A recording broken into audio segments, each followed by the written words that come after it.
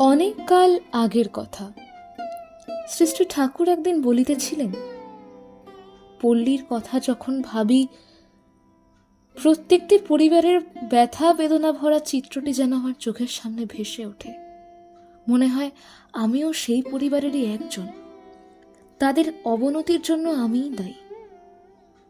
তাই দেখিয়েছি, গ্রামবাসীদের দুঃখ নিরাকরণের জন্য শ্রী শ্রী ঠাকুর দিনরাত্রি কত ব্যস্ত থাকিতেন।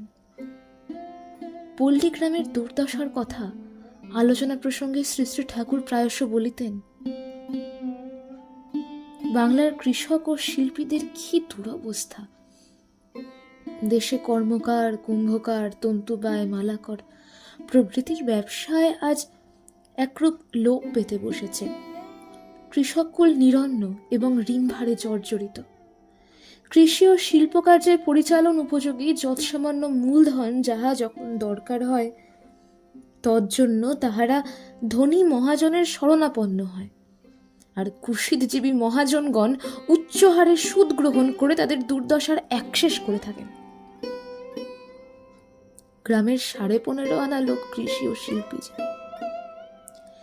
ইহারা এমনভাবে নাশ পাওয়ায় গ্রামগুলি আজ ধ্বংসের মুখে। যে রূপেই হোক ইহাদিগকে বাঁচাতেই হবে। একটি পল্লীও যদি মৃত্যুর কবল হতে রক্ষা পাওয়ার সন্ধান পায়, আশা করা যায় সেই নীতির অনুসরণ করে অদূর ভবিষ্যতে একদিন বাংলার শ্রী ফিরে আসতে পারে। দরিদ্র কৃষক কুলের উন্নতি, লুপ্তপ্রায় কুটির শিল্পের পুনঃপ্রবর্তন, কৃষক ও শিল্পীদিগকে মহাজনের নিষ্পেষণ হইতে রক্ষা করা, তাহাদিগকে সঞ্চয়ের অভ্যাস শিক্ষা দেওয়া প্রভৃতি নানা উপায়ে পল্লীর উন্নয়নের জন্য শ্রী শ্রী ঠাকুর তৎকালে স্বগ্রামে একটি ব্যাংক স্থাপন করিয়াছিলেন, যাহাতে পল্লীর সম্পদ সেই লুপ্তপ্রায় প্রাচীন মৃৎশিল্প, লৌহ শিল্প, বস্ত্রশিল্প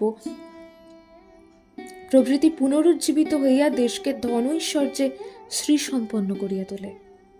কৃষি সম্পদে গৃহস্থের ভাণ্ডার পূর্ণ হইয়া ওঠে।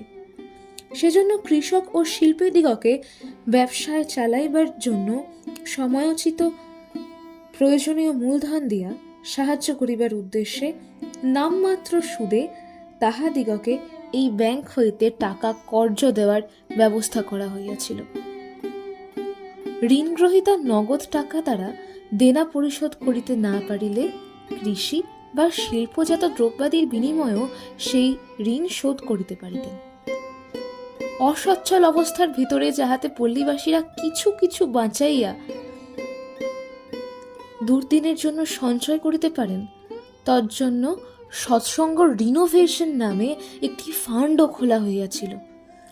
আবার গৃহস্থেরা প্রত্যেকেই নিজ নিজ বাড়িতে এক একটি বাক্স রাখিয়া 2-4 পয়সা করিয়াও যাহাতে ইচ্ছা করিলেই যখন খুশি জমাইতে পারেন, তাহা ব্যাংকে জমা দিয়া বাড়াইতে পারেন, ব্যাংকটিতে তেমন ব্যবস্থাও করা হইয়াছিল।